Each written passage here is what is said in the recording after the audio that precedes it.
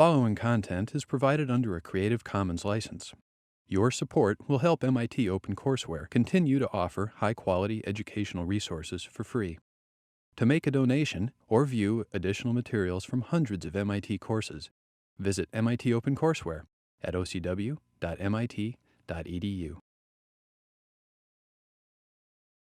All right, so let's continue our discussion today of equity and efficiency.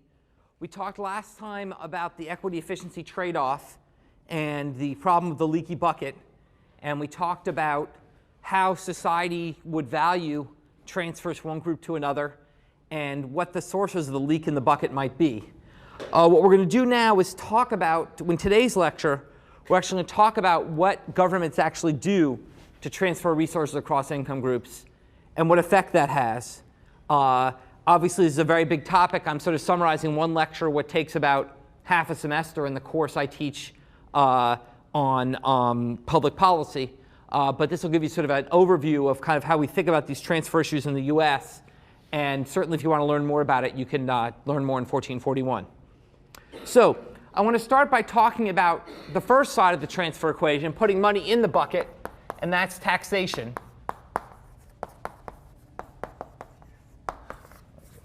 Talk about taxation, putting the money in the bucket. We have a number of sources of taxation in the US. If you look at the first page of the handout, this pie chart gives a breakdown of where we raise our money as a government in the US. So if you want to redistribute first, you've got to raise money. How do we raise it? Well, basically, the majority of the money we raise is raised through the income tax. The income tax is a tax on families' incomes. And importantly, it's what we call a progressive. So the majority of money raised from the income tax is what we call a progressive tax. What that means is the richer you are, the higher share of income you pay in taxation. So progressive, as opposed to regressive tax, is one where the richer you are, the lower the percentage of income you pay in taxation. And once again, obviously progressive, regressive has some normative feel to it. And the notion is, once again, under most social welfare functions, we're going to want a function which redistributes from rich to poor. And that's what a progressive income tax system does. So if you look at the next page of the handout, this shows for current year, I think it's for 2010, maybe 2009, what tax rates look like in the US. Now, it's important to remember a distinction between marginal tax rates and the taxes you actually pay. What this graph shows is your marginal tax rate. What that means is, for the next dollar that you earn, what percent do you pay in taxes? So for example, for someone who earns less than $16,700, for every dollar they earn, they pay 10 cents in taxes.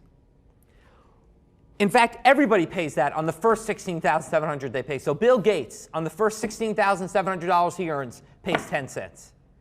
Then once on every dollar beyond that, you pay 15 cents till you've earned $67,900.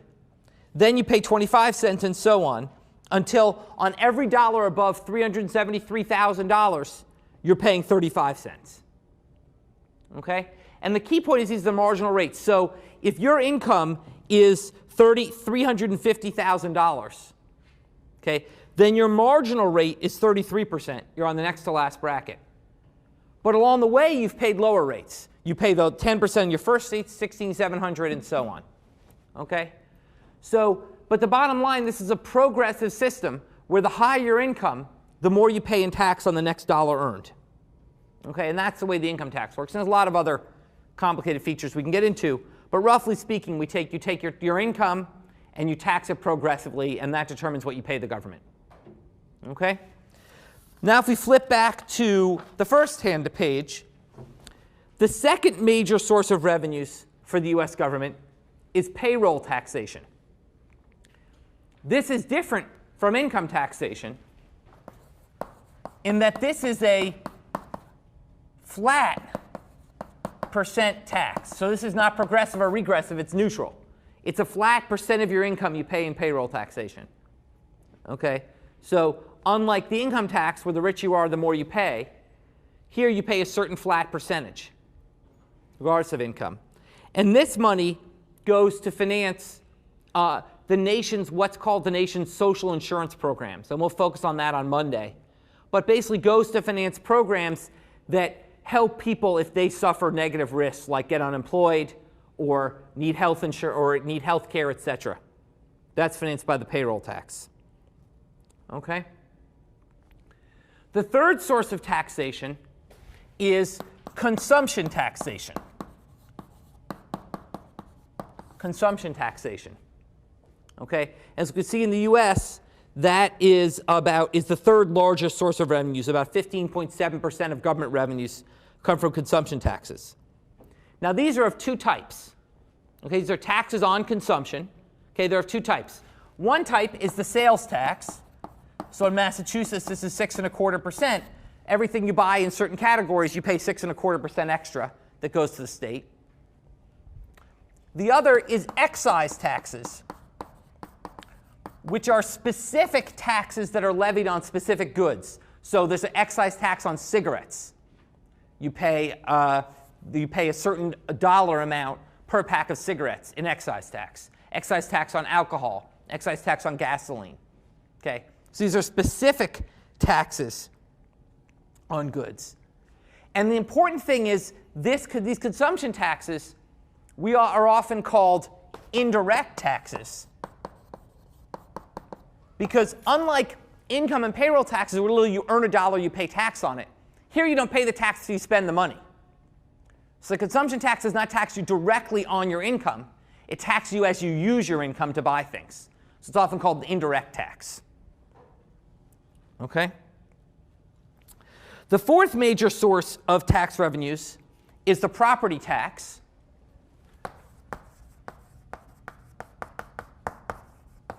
This is a tax that you pay on your actual wealth. This is the third kind of tax. So the first kind of tax, we tax you on your earnings, either through income or payroll taxes. A second kind of tax is to tax you on your consumption. A third kind of tax is to tax you on your wealth. So literally every year, you pay a certain amount, a certain fraction of the value of your house, for example, in a property tax to your local government. So that's another form of taxation. That's about, we get about 10% of our revenues. And then finally, there's the corporate tax, which is a tax. This is sort of akin to the income tax, but instead of being levied on individuals, it's levied on corporations. It's money that corporations pay as they earn more in profits. Okay? So these, we tax lots of different sources of income. We tax you lots of different ways in the US. If you add it up overall, we pay about 20% of our income in taxation. That is, every dollar that's earned in the US, about 20 cents goes to the government, on average. Now, obviously, it's different. If you're richer, it's higher. If you're poor, it's less. Depends on how much you consume, et cetera, and your wealth, et cetera. But overall, across everyone, on average, about 20% of our income goes to taxation, about 1/5 of our GDP. The problem we have right now is if you look at government spending, that's more like a quarter. It's 24% of GDP. Okay? So we collect about 1/5 of our national income in taxes, but we spend about a quarter. Thus, we have a more than $1 trillion national deficit. So the problem we have right now is that we're collecting a lot less in taxes than we're spending as a government. Now, we're not going to get into what's behind that. That has both some structural sources, which we'll talk about, most notably the incredible rise in medical care spending. And it has some cyclical sources, which is in a recession, naturally, you spend more because people need more help from the government, and you tax less because there's less income to be taxed. So some of the reason we have this huge deficit is that we're in a recession still. We haven't come out of it yet. Some of it is more structural in that we have fundamentally a system which is spending beyond our means. And we'll talk a bit more about that. What I want to focus on now is, given this large set of different things we should tax, I want to focus on one specific question. There's lots of questions we can focus on, and once again in 1441 we talk about a lot of them. But I want to focus today on one question of particular interest, which is, what should we tax? I've just laid out here 5 different things we can tax. We can tax your income, either progressively or in a flat tax. We can tax your consumption. We can tax your property. we can tax corporations. Well, what should we tax? If we're going to raise this 20%, why do we do it in all these different ways? Okay? For example, in Europe, taxation is very different. In Europe, they raise much less through income taxation and much more through consumption taxation. They have something in Europe called the value-added tax. You guys may have dealt with it if you've traveled there, traveled abroad, the VAT. The value-added tax is basically their version of the sales tax. It's basically a sales tax, but each level of producer is taxed on the value they add to production. Okay? And so in Europe, they tax consumption a lot more and income a lot less. How's that? Is that a good idea or not? For example, one of the two major deficit commissions that's just reporting these last couple of weeks on ways to get down the deficit has suggested we actually introduce a national sales tax to move towards more like Europe and have more of our taxation based on consumption, less based on income. Okay? What's the major argument for this? Well, the major argument for taxing consumption instead of taxing income comes back to what we talked about a couple lectures ago, which is that it promotes savings. Okay? Remember, income can be defined as consumption plus savings. You take your income and either consume it or save it. Okay? When we tax income, then we tax both your consumption and your savings. Okay? When we tax consumption only, we don't tax your savings. Assuming substitution effects dominate, that will therefore promote savings. Taxing consumption rather than taxing income will promote savings. Right? Once again, assuming substitution effects dominate. Okay? And the argument is, we know through mechanism we talked about last time how important savings is as an engine of growth. Okay? So the notion is that by moving from a system of taxing income to a system of taxing consumption, we could say to individuals, hey, you will have a tax benefit to saving rather than spending. And that tax benefit you have from savings will cause you to save more. Okay? And therefore will increase savings in society from doing this. And that's why many economists favor moving away from an income tax to a consumption tax. Actually, this was first proposed by the depressing philosopher Thomas Hobbes back in 16-something, where he said a man should be taxed, because it was all about men back then, a man should be taxed not based on what he earns, but what he takes out of society through consumption. That's sort of the philosophical underpinnings of saying, let's not tax people on what they make, let's tax them on what they use, which is their consumption. So that's got both a philosophical merit to it and also the sort of efficiency argument of promoting savings. So why not do this? Well, it's our friend that we've been talking about these two lectures, the equity efficiency trade-off, which is a tax on consumption is very regressive.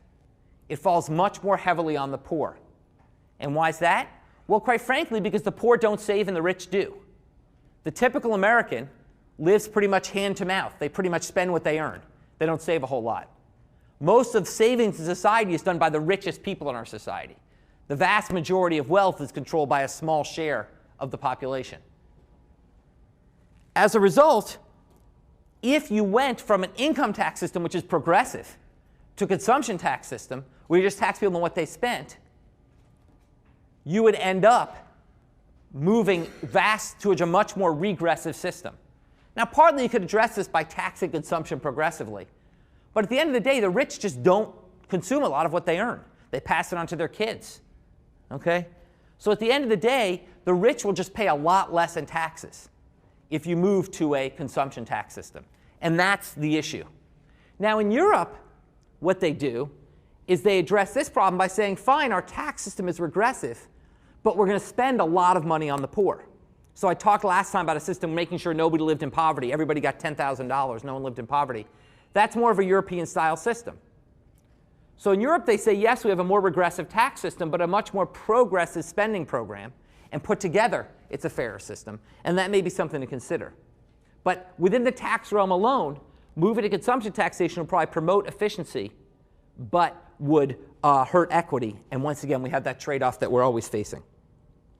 Now, a more interesting case, questions about that?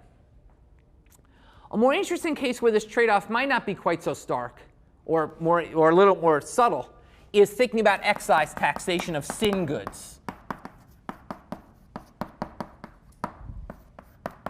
Sin goods. So if we think about what's taxed by excise taxation, they're on things like cigarettes, alcohol, gasoline, basically goods which produce what we call negative externalities.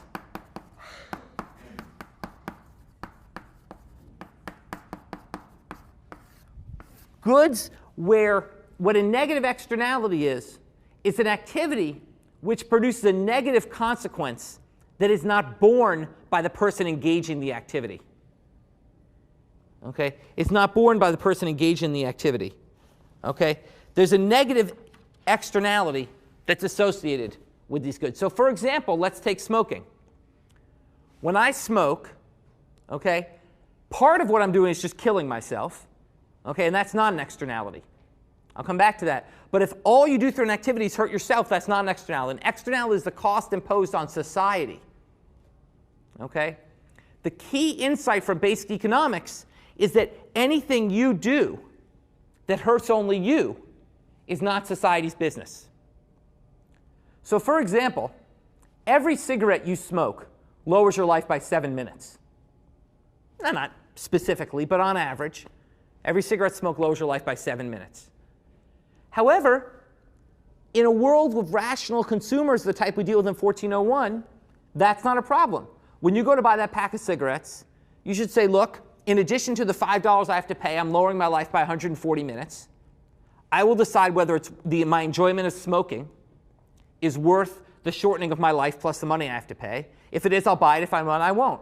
I'll go off and smoke and kill myself or not, but that's my problem. Okay? That's the standard economic view of this, which is that basically what matters is not the damage to yourself, because that's a trade-off you make. You have an indifference curve across life and smoking. Okay? You have an indifference curve, and if you like smoking a lot, you'll choose to have a shorter life to smoke. If you don't like smoking, you won't. But that's a choice you've made, and the government has no role to interfere with that. Okay? Where the government has a role to interfere is when there's a negative externality, when the consequence of my action affects other people and I don't bear the cost. So for example, when I smoke, if I'm, for example, on Medicare, over 65, if I've smoked and get sick, then the medical costs that are borne by the taxpayer, because I'm on public insurance. So when I'm over 65 and I'm on free public insurance, which is what people are on over 65, I'll talk about that in a couple of lectures, okay, and I smoke, then those costs are borne by society because they have to pay the cost of my medical bills. Or more relevantly, take secondhand smoke. If I smoked in this classroom, okay, if I smoked in this classroom and you all got lung cancer as a result, that would be an externality, because I wouldn't be bearing the fact that you got sick because I smoked.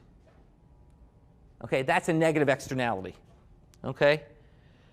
The higher medical costs alone associated with smoking are about $80 billion a year. Okay, not to mention the secondhand cost smoke. Take drinking. What's the externality for drinking? Now, many, I would gather, venture, most people in this room have had consumed alcohol. Often we've consumed it and quite enjoyed it and consumed it responsibly. Okay? However, there's enormous negative externality associated with alcohol, which is drunk driving. Okay? Every year, about 13,000 people a year are killed by drunk drivers, and about 400,000 are injured. Once again, that's an enormous negative externality, because I drink, I get drunk, I kill someone. That's a cost I've imposed on society that I don't bear. I'm going to be guilty and stuff, but I'm not bearing that cost. Okay? That's a negative externality of drinking. Consuming gasoline clearly has a negative externality, which is the more I drive, the more carbon I emit into the atmosphere, and the more I cause global warming. Okay? The externality is that basically, by the best estimates, global temperatures, due to global warming, which has caused a large share of it is caused by driving. Okay? Global temperatures will be up 5 to 10 degrees by the end of the century. Now, if you're from North Dakota, that may not sound like such a bad thing. But if you were, say, from Bangladesh, it might be because it'll be underwater. Or if you happen to like visiting Cape Cod, it might be because it will also be underwater. Okay? And these are the aspects of global warming that are largely caused by activities such as driving. It's a negative externality. By my driving, I'm putting Bangladesh underwater. I'm not paying for that, so that's a negative externality. And then finally, we get to the toughest one, and the most interesting one, and perhaps the most important one going forward, which is obesity. Okay? Individuals who overeat and get fat and overweight as a result cause an externality because they have extra medical costs that society has to bear. Currently, 1/3 of our nation is obese, and 1 in 3 children born today will get diabetes, okay, largely from overeating or poor lifestyle. That's an externality on society and the extra medical costs that we'll bear, okay? Since society bears these costs, society then has the right to say, well, I'm going to tax you on the costs you're imposing. We call that corrective taxation.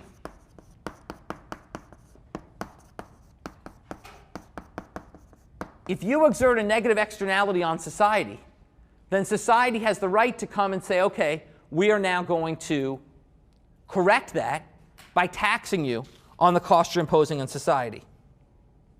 So that's an argument for excise taxes that goes beyond the normal equity efficiency trade-off. Any tax has a normal equity efficiency trade-off.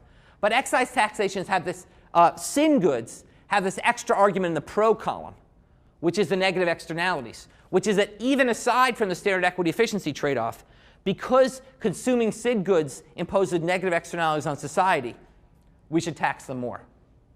Okay, and that's why we have excise taxes above and beyond our sales taxes. Okay, questions about that? Now, traditional economics often stop there, but I hope that my discussion of shortening your life by smoking left you at least a little bit uncomfortable. I hope that when I said, well, you shorten your life by smoking, that's your problem, you might say, well, gee, that leaves me a little uncomfortable. And the reason you might say it leaves you uncomfortable is you might think, well, maybe people don't understand that. Maybe people don't realize that every cigarette they smoke is shortening their life 7 minutes. And maybe they don't realize in particular when they're 16 and start smoking, and then they get addicted and they can't stop. Okay? In that case, we have actually understated the argument for taxing these goods, because then we actually want to tax them to help you from killing yourself. Okay? So for example, if you take high school seniors who smoke a pack a day of cigarettes, take high school seniors who smoke a pack a day of cigarettes, and ask them, will you be smoking in 5 years? Okay? Of the ones that say, yes, I will be smoking in 5 years, if you actually follow them up 5 years later, 72% of them are smoking. So you got it pretty much right. Of the ones that say, no, I will not be smoking in 5 years, when you follow them up 5 years later, 74% are smoking. They completely got it wrong. Clearly, the kind of underlying rationality assumptions we make in this course don't hold in some contexts. In that case, there may be a role for the government to tax these sin goods even above and beyond externalities. Basically, there may be a role for the government in helping people help themselves, which is a dangerous place to go for economics. We tend to think of the government as rolling in and fixing mistakes that might affect society, but people, what they do for themselves is perfectly fine. If they want to do crazy things, that's their business. What behavioral economics leads us to, where these sort of facts leads us to, is thinking, well, if people make mistakes, there may be a role for the government in addressing those as well. And that is a new area that economics is pushing in, is thinking about, well, gee, if individuals are actually not behaving in the perfectly rational way we learned about in 1401, then is there an even more aggressive role for the government in correcting their behaviors? And this is discussed a lot in my course, 1441. It also is discussed a lot in 1413, behavioral economics, which talks a lot about these issues, about these sort of issues of sort of how moving beyond 1401 might actually impact our thinking about the proper role of government policy. All right? So the bottom line is we should clearly tax these sin goods more because of the negative externalities they impose, because they impose costs on society through higher medical costs or more drunk driving deaths or global warming. Okay? And perhaps we should tax them even more than that if people are actually making mistakes in their consumption decisions, and the government has a role to come in and help correct those mistakes. Okay? Questions or comments on that? Okay. Now, I just talked about what we should tax and some of the issues in deciding what we should tax. The other, of course, issue is, well, how much should we tax it? So not just what's the right tax base, income or consumption or excise taxes or whatever, but what's the right tax rate? And this is, of course, a very important issue today, because the number one public policy issue we're dealing with right now is the expiration of the Bush tax cuts. So if you go back to your chart, the second page of the handout, the marginal tax rates, Before 2001, these tax rates were all about 5% higher. Okay? So the poorest paid 15% and the richest paid 40%. In 2001 and in 2003, the Bush administration cut tax rates a lot. Cut these tax rates, cut a bunch of other taxes, including corporate taxes, as well as the property tax and other things. But everyone's focused right now on the individual tax rates. They did so, but due to some sort of budgetary trickery they had to do to make it work, those tax cuts actually expire in a month. What that means is if nothing is done in a month, everybody's income tax rate jumps up by 5%. Okay, so you can imagine that's not delightful politics. Okay, politicians are very upset and worried about this. I don't know that people are so much, but politicians are. Okay, and the current debate right now is, well, what should we do about this? Should we extend the Bush tax cuts? Should we continue to keep tax rates lower? Or should we let them expire and grab the extra revenues as well as the increased progressivity that comes along with that? Okay? Well, should we? Well, that depends on two issues. Okay? Equity and efficiency, the same issues we've been discussing. The efficiency issue is, well, what will the impact be on the economy from allowing tax rates to rise? Okay? And in particular, some argue there could be such a negative impact that you actually end up hurting the government by allowing tax rates to rise.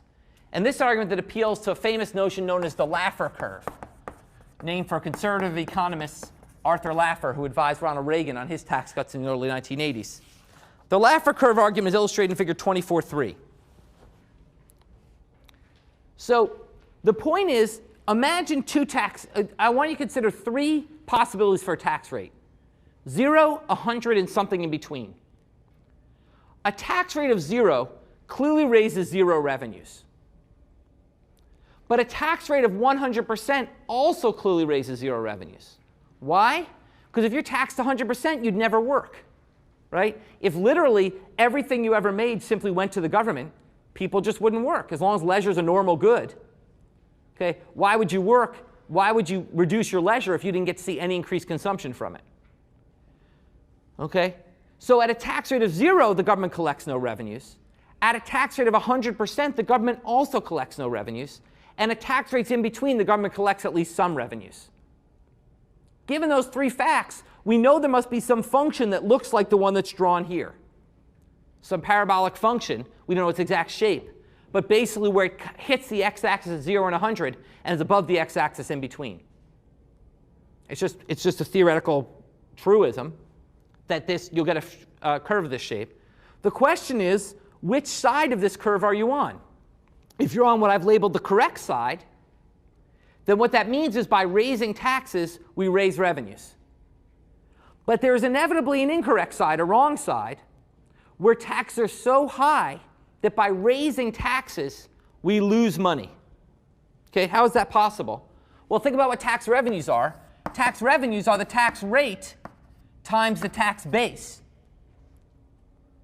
Well, what happens to tax revenues when we increase taxes? dr dTAW is equal to b plus dB dTAW times TAW.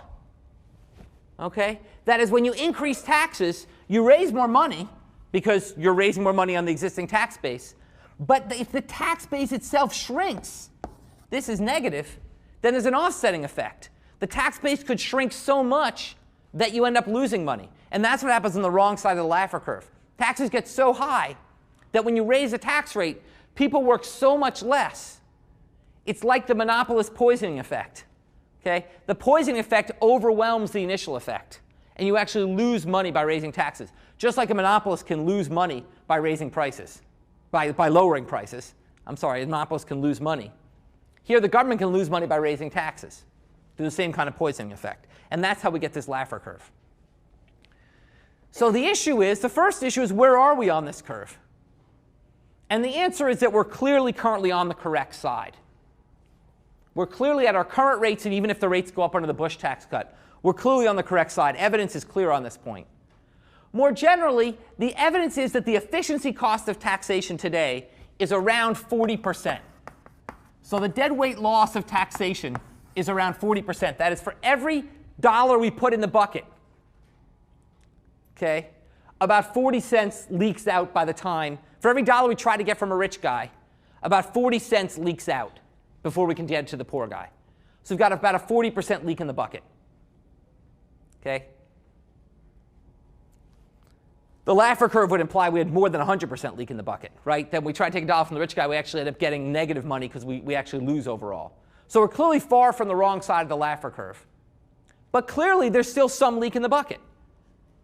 And this comes to the issue of, well, how do we feel about that? This is what we started last lecture with. And that depends on our social welfare function.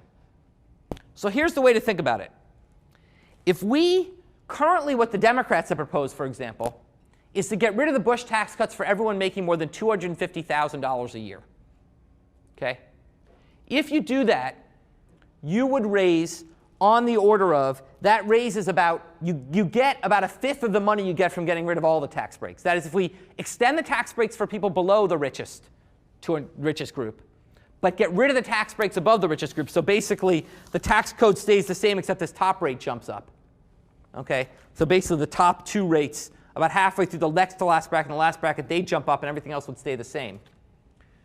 You would raise, you'd raise a lot of money. You'd raise about $700 billion over the next decade, okay, which would go a long way towards solving the deficit problem. Not solve it, but go a long way that way. On the other hand, and you do so in a highly progressive fashion, in the sense that you would only tax the richest people. On the other hand, there'd be a very big efficiency loss of 40 cents on every dollar raised. So the question is it worth it? Well, that just depends on the social welfare function. My guess is for a utilitarian social welfare function, it would say it's worth it, because basically the margin utility of the rich would be so much lower than the margin utility of the poor that even with a 40% loss, it'd still be worth it. But you could certainly write down social welfare functions where it's not worth it. And that's basically what the debate needs to be about. Okay, the debate, it needs to be about how do we feel about the benefits of redistributing from the rich to the poor and raising this money versus the cost in terms of the leak in the bucket. Okay? And that's essentially what the debate needs to be about. Now, it's not what it is about in Washington. It's much more about other political factors, not just economics. But that's the right way to think about evaluating it. Okay? Questions about that? Yeah? I don't see how, like, if you say the deadweight loss is 40%, it's completely lost. If people are choosing to go to leisure, they're still getting some value from that leisure. So couldn't it actually be that that's being conserved? That's right. They're getting value. This is above and beyond the value from the leisure. So remember our deadweight loss triangle. That very first person who switches from work to leisure, you're right, there is no deadweight loss. Because that person was indifferent between working and being in leisure. But as your deadweight loss triangle grows, remember now you're talking about people who are no longer indifferent. They would rather work than be in leisure. So by forcing them out of work by taxing them, you are losing the gap between how productive they are at work and how much they value their leisure. So you're right, if all this tax did is take the one person in society and cause them not to work, then it wouldn't worry about it. It's people away from that where they're really much more productive at work than they are at home. That's where the efficiency loss comes from. Okay? Other questions or comments? Okay, so that's one side. That's putting the money in the bucket. What about taking the money out of the bucket? That's the other side of the efficiency story and the equity story. Okay, well, what about low-income transfers in the US? So we talked about taxation. Now let's talk about transfers. We have several types of transfers in the US that we make. The most prominent is what we call categorical cash transfers, or what's often called welfare. Now, we use welfare in a different context in this course, so it's confusing. We hear in the term welfare, what they mean is money that's sent to poor people. So when a regular person, not an econ geek, says welfare, they don't mean social well-being. They mean money that's sent to poor people. Okay? A categorical cash transfer. The categorical term means that we don't in the US just send money to you because you're poor. We send to you because you're poor and other things are true. So for example, we have a program called TANF, Temporary Aid to Needy Families. This is cash that's sent to single-parent families who are low income. So if you're low income plus you only have one parent, then you qualify for TANF. Okay. Likewise, actually the biggest cash transfer program we have is called SSI, Supplemental Security Income. This is sent to families that are poor and are disabled. Sent to people, I'm sorry, that are poor and disabled. So if you're just poor, we don't give you anything. Okay? But if you're poor and disabled, you get money. If you're poor and a single mom, you get money. Okay? Why? Why do we impose these conditions? Why do we do this, what's called targeting? Why do we do this targeting rather than just saying if you're poor, you get money? Okay? Now, basically, the reason is because of what we saw the last lecture, which is we saw the last lecture the hazards of just giving money to people because they're poor. Which if you just give money to people because they're poor, then people will become poor to qualify. So we saw last time in that diagram, we said anyone below $10,000 gets bumped up to $10,000, then everyone quits and says, I'm a zero income guy, give me $10,000. Okay? However, if we, for example, knew for sure, let's say that we were born with stamped on our forehead our underlying earnings ability. And I could look at you and say, you're a $5,000 guy, here's $5,000. You're a $20,000 guy, you don't get anything. Okay? You're a zero guy, here's $10,000. If I could read that off our forehead, then there would be no efficiency loss from transfers, right? Because I wouldn't change people's behavior. I know what they were going to do anyway, and I just give them the money. But there would be no efficiency loss. There'd be no movement of people who could earn money moving to not earning money, because I wouldn't give you any more money than you could earn. Okay? So if we could perfectly target, we could get rid of the leak in the bucket that comes from transfers. But of course we can't. So what do? We try to find things which are correlated with having a low earnings ability. Like, for example, being disabled. If you're disabled, we know you're much less likely to earn a living than if you're not disabled. Therefore, we can transfer money to you and cause less deadweight loss. So if we take someone who literally we know for sure, someone who is, mentally incapacitated, quadriplegic, basically can't function, we know for sure they're going to earn zero. We know for sure they're going to zero. So there's no deadweight loss in transferring money to them. There's a deadweight loss of raising the money. But in terms of their behavior, there's no deadweight loss. So the more we can target in that way, the more we can safely redistribute. Okay? Now, the trick with this, of course, is finding the targeting mechanism. Okay? And a good targeting mechanism needs to have two features. Okay? The first is it has to find the poor people. You want to target on something which is actually like being poor. Like we could say, I'm going to redistribute to everybody who is a natural blonde, and I could have some test for hair color, and that's immutable. That's what your natural hair color is immutable, but that wouldn't redistribute resources in the way you necessarily want in society. Okay, natural blondes aren't necessarily any poorer than non-natural blondes or other people. Okay, so first something that's poor, and second of all, we want something ideally that's unchangeable. That is, I could redistribute to everyone who's blonde. Let's say blonde people were poor. But I can change that by dyeing my hair, if you can't tell if I'm a natural blonde or not. So we want is something which goes to the poor, but which is also unchangeable. So for example, someone who's severely disabled, that's a good example. Someone who's severely disabled, nobody's going to become severely disabled to qualify for some cash. Okay?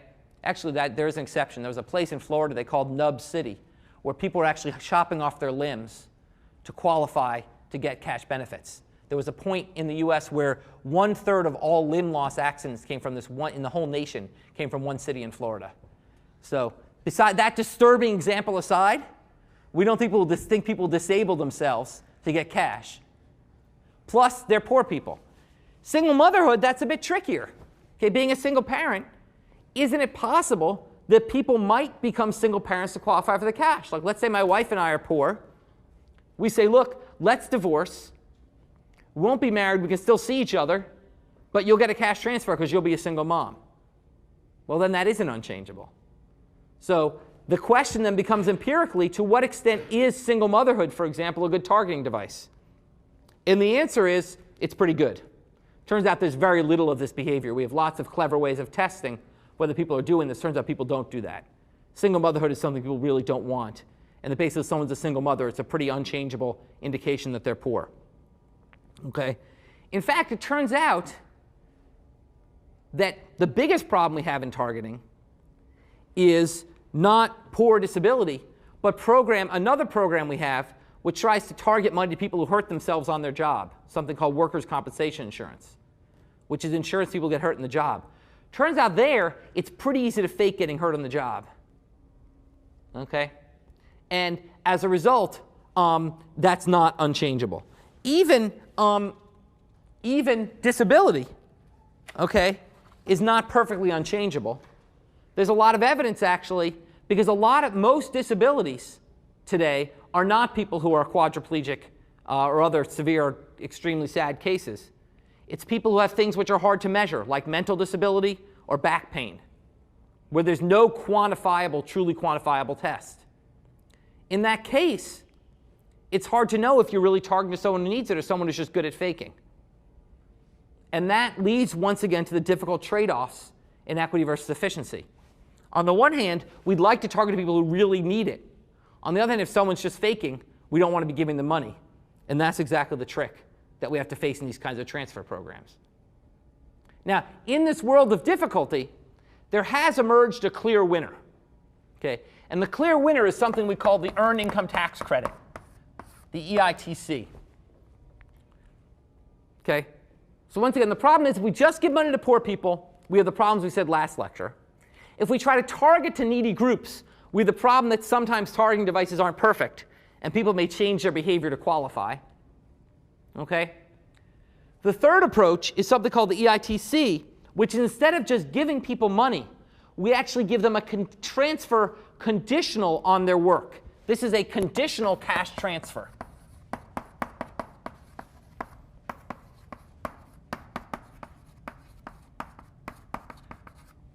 What the EITC is it's a wage subsidy. It's literally the more you work, the more you get from the government, up to a certain point. So to see this, let's go to the last figure in the handout. This shows, figure 24.4, shows the structure of the Earned Income Tax Credit. Here's how it works. If your income is below $12,570, this is for a family with 2 kids, I believe. If their income is below $12,570, then for every dollar they earn, they get 40 cents extra from the government. So it's a negative tax. Instead of being taxed, they actually get a subsidy for every dollar they earn. So for every dollar you earn, you get 40 cents from the government, until you've gotten a maximum of $5,028. But then, once your income is above $16,400, that's then taken away at a rate of 21 cents. So it's an extra tax now of 21 cents per dollar you earn, until by the time you've earned $40,295, it's gone. So this is what we call a targeted conditional cash transfer. It's targeted to low-income groups in that it phases out as your income goes up. But it rewards work by basically saying that the more you earn up to a point, the more you will get. Now, the EITC effects are somewhat complicated. I hope you can see right away. You might say, well, wait a second, this is a little bit complicated. Because on the one hand, for anyone earning less than $16,400, you're subsidizing their work. You're saying or anyone earning, less than $12,570, you're saying the more you earn, the more you get. But once your income comes above $16,400, then you're actually taxed, right? Because we've given you this check and we start to take it back away. That's the same as taxing you.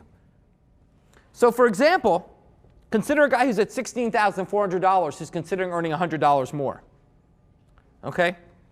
So that guy at $16,000, or consider a guy at, so a guy at $16,400, and he's thinking about earning $100 more. So currently his income is $16,400 plus the $5,028 check he's getting from the government. Okay, plus the $5,020. So his income now is $21,248. I'm sorry, $5,428. My bad. Little dyslexia there. $21,248. 428, okay, is his income. Okay? Now let's say he decides to earn $100 more. If he earns $100 more, his wage income goes up to $16,500. Okay, his wage income goes up to $16,500. But his EITC falls by $21 to $5,007. So his income only goes up to $21,507. His income goes up by less than $100 when he earns $100. Okay? So while the EITC incentivizes you to work when you're low income, it disincentivizes work when your income goes up. Okay? So this is, once again, why public policy is fun and hard, which is there's a trade-off. There's always a trade-off in this course. It's really annoying. Okay? There's a trade-off, which is on the one hand, we want to target our program to give the money to the lowest income groups. On the other hand, if you target something, that means you have to take it away. Okay? Targeting equals taking away. What that means is by targeting to the lowest income groups, we are taking it away from these middle income people and taxing their work, just as we subsidize the work of the lowest income groups. Okay? Now, so how do we think about this? Well, what we do in this case is we go to empirical evidence. The EITC has grown enormously over time, and nicely it's grown differently for different groups. For example, it's gotten a lot bigger for families with lots of kids than for families with no kids. So what we can do is we can actually study what's happened to those kinds of families over time as the EITC has gone up. What's happened to their labor supply? And what you see is quite striking, which is there's been an enormous increase in the share, especially of single mothers, who've gone from not working to working because of the EITC. But you don't see them working less hard because of the EITC. That is, you see a lot of people pulled, if we go back to our diagram, see a lot of people pulled from the 0 earnings point into the positive earnings range. But you don't see a lot of people in the positive earnings range earning less. So the good part of the EITC has worked, and the bad part hasn't really cost us anything. Why is that? Well, there could be 2 reasons.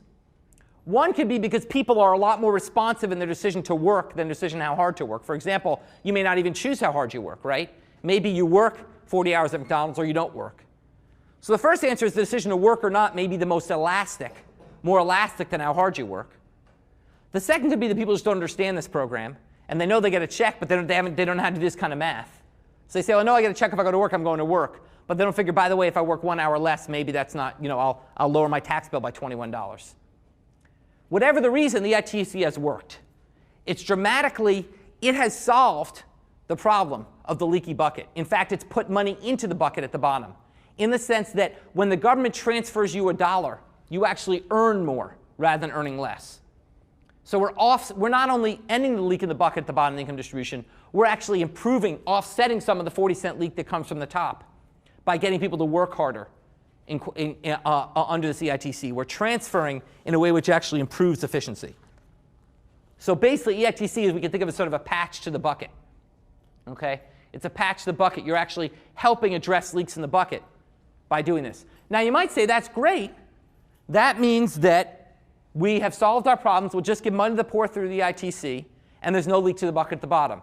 But the problem is, once again, it's not that simple, because some people truly can't work. Some people truly can't work. So you need to have something for those that truly can't work.